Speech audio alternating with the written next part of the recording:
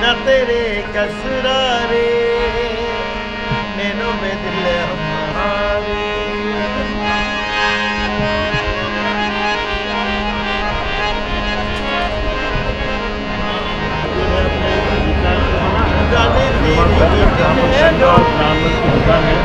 जहाँ पर आपको फास्ट फूड कचौड़ी दाल कचौड़ी वगैरह सब आराम से आप खाना पका इसमें। तो यहाँ से ऑटो लेकर के गाड़ी वहीं खड़ी, मैं आपको वहाँ पर आके मिलूँगा।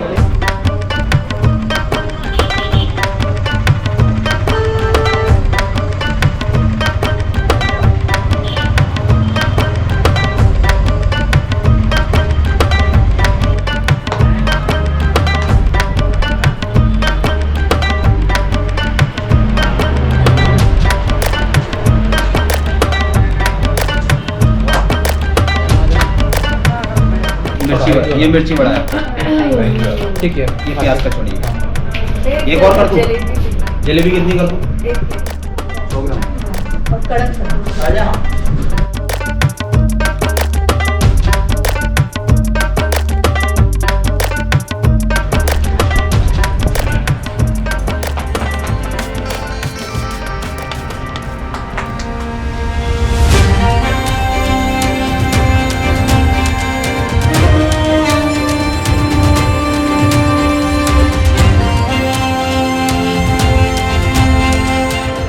किया जाता है। जैसे ये जो पर्दा होता है, इसके ऊपर नॉर्मल जो कपड़े पहनते हैं वो कपड़े लगा करके इसके ऊपर ये हाथ से औरतों के हाथों से किया जाए। दाल बाटी होता है, उसकी एक हिस्ट्री होती थी। हमारे पहले के जो राजपूत राजा थे वो जंग के लिए जाते थे, और जैसे आपने कई अदर जंग के रूल्स होता था कि मॉर्निंग से इवनिंग तक जंग होती थी, इवनिंग में ब्रेक रहता था।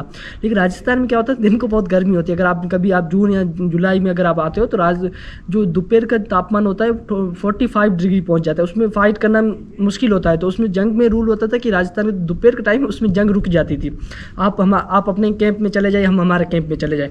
उस वक्त हमारे राजस्थान के जो योद्धा होते थे वो थक चुके थे, उसे खाना बनाते थे। और खाने में उस वक्त ज़्यादा हमारे पास यूज़ होता नहीं था, क्योंकि हमारे पास ग्रीन सब्जी थी नहीं। तो हम क्या, जब हमारे राजस्थान के जो लोग थे वो दाल बनाते थे, घी लाते थे घर से एंड रोटी बनाते थे। लेकिन एक दिन क्या हुआ, जब खाना बनाने की तैयारी चल रही थी, 11-12 बजे के शायद समय था उस वक्त, तो रोटी के जो गोल बॉल्स बनते थे आटे के लिए वो बना रहे थे। और बनाते बनाते अचानक किसी ने रूल ब्रेक कर दिया। उन्होंने सीधा अटैक कर दिया। उनको पता था कि नेक्स्ट लड़ाई होगी, हम हार जाएंगे, हम उनके खाना बनाने के टाइम सीधा अटैक कर दिया। तो जैसे ही उन्होंने सीधा अटैक किया, अब जो बॉल्स आटे के बने हुए पड़े तो उन्होंने उसको दफन करके जंग के लिए चले गए। अब दाल तो बनी हुई थी थोड़ी बहुत, बॉल्स जो आटे के बने हुए रख करके दफन करके चले गए। आई थिंक इवनिंग तक जंग चली। उनको बहुत भूख लग चुकी, वापस आए, उन्होंने बोला कि शायद आटा अब खराब हो चुका होगा, उसको दफन करके गए, पूरा दफना करके गए कि वापस अगर हम चले जाएं तो उसको कोई और यूज़ न कर पाए। अब वो वापस आए तो दाल पड़ी है, लेकिन आटा वगैरह दफन करके, लेकिन जो आटे के बॉल्स दफन किए थे वो बाटी का सेव लेकर, क्योंकि ऊपर से जो गर्मी थी वो उसको उसने पूरा पका दिया था, वो अंदर तक पक चुका था। अब नॉर्मल वो पका दिया था, अब उसको उन्होंने क्या यूज़ करने के लिए पहले ब्रेक किया, तोड़ा, तो उसका टेस्ट नॉर्मल आ रहा। लेकिन जब दाल के अंदर मिला, दाल को उस बाटी ने जैसे अपने कंज्यूम किया तो उसका टेस्ट और अच्छा आने लगा। इसके अंदर घी मिला दिया, तो घी की वजह से दाल अभी तो सिर्फ दाल बाटी हुआ है। लेकिन अब लोगों को क्या लगा कि अब सिर्फ इसको तरह इसमें कुछ डेजर्ट या मीठा कुछ आइटम होना चाहिए। अब मीठा आइटम के लिए उन्होंने क्या कि इसके अंदर ड्राई फ्रूट डालना शुरू कर दिए। ड्राई फ्रूट हमारे पास कम थे तो हमने गुड़ डालना शुरू कर दिया। नॉर्मल कहीं से वो कोई ड्राई फ्रूट, तो इसको इसमें चूरमे की चूरमा आ गया। अब दाल बाटी चूरमा तो रह गया। इसके अलावा एक और सब्जी आती है जिसको बोलते हैं हल्दी की सब्जी। हल्दी की सब्जी का ये रहता है कि जैसे आप राजस्थान के नॉर्मल लोग जो रहते हैं उनको दो सबसे ज़्यादा जो सीज़न होते हैं, विंटर एंड समर, इनसे बहुत ज़्यादा फाइट करनी पड़ती थी। थैंक यू सर, नमस्कार। वाह क्या बात। बढ़िया बढ़िया बढ़िया। इतना कोई स्क्रिप्ट नहीं थी। बाजरे का सोगरा जो हमारे ज़्यादातर विंटर में खाया जाता है राजस्थान के इस तरफ के इलाकों में, वैसे नॉर्मल भी खाया जाता है डाइट की टाइम, क्योंकि ये ठंडा क्या गर्म रहता है और ठंडी की टाइम रहती है। ये आपकी स्पेशल घी में बनी हुई दाल, ये चूरमा जिसको अपनी बाटी का ही स्वीट वर्जन रहता है, ये आपके लिए स्पेशल गट्टे की सब्जी जो हमारे साथ यहाँ पे ज़्यादातर शादियों में खाई जाती है। ये एक बाटी, जो ये लहसुन की चटनी मैंने कहा था बीकानेर की, वो लहसुन की चटनी स्पेशल। ये मिर्ची का टपोला जो वन डे का पीकल जोधपुर वगैरह में ज़्यादा यूज होता है। ये आपके लिए healthy and tasty green salad. ये लास्ट में हमारे यहाँ गुड़ खाया जाता है। गुड़ इसलिए खाया जाता है कि गला वगैरह क्लीन रहता है, और यहाँ पे क्या सर्दी वगैरह में ज़्यादातर गला बंद हो जाता है। ओके, अब इसको खाना कैसे, ज़्यादातर तो आपको पता होगा कि आपने अपनी प्लेट के अंदर बाटी को ब्रेक करना है पूरा। ब्रेक करने के बाद अपने हिसाब से उसके अंदर बाटी के साथ घी भी है तो घी भी अपने हिसाब से डाल सकते हैं। उसके बाद अपने हिसाब से लहसुन की चटनी, मिर्ची, टमाटर डाल करके दाल डाल सकते हैं। हो सके तो अपने हाथ का यूज़ करके खाते हुए उसका टेस्ट एक अलग ही रहता है। ओके, और किसी भी चीज़ ज़रूरत हमें याद करें।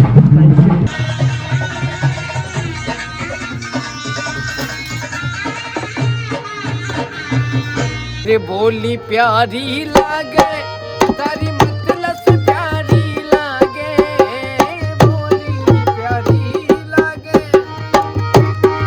ओ तारी सूरत प्यारी लागे, केसरिया बनड़ा हो तारी बोली प्यारी लागे, हरियाला बनड़ा हो तारी बोली प्यारी लागे, बोली प्यारी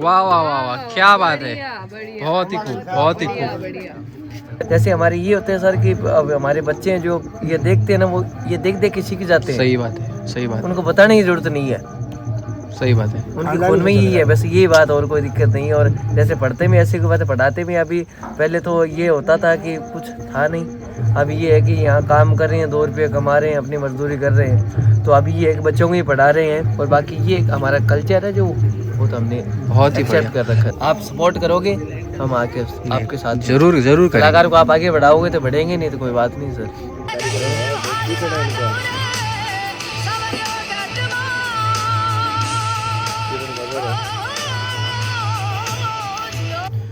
तो अभी अभी ये पता चला है कि भंवरी देवी जिसने कटी सॉन्ग कोक स्टूडियो में गाया, उनके ये सुपुत्र जिन्होंने अभी अपना उनका कमाल दिखाया, क्या बात है। तो मैं ये चाहूँगा कि मेरी माँ का आशीर्वाद है, और ये चाहूँगा कि उनकी वीडियो आगे से आगे जाए। आपको ऐसे नहीं लगता कि अगला गाना आपका कुक स्टूडियो में आना चाहिए? बिल्कुल आएगा, तो वो ईश्वर की दया आप आगे बढ़ाओगे तो बिल्कुल आएगा। पक्का जरूर होगा। सैडली करोगे तो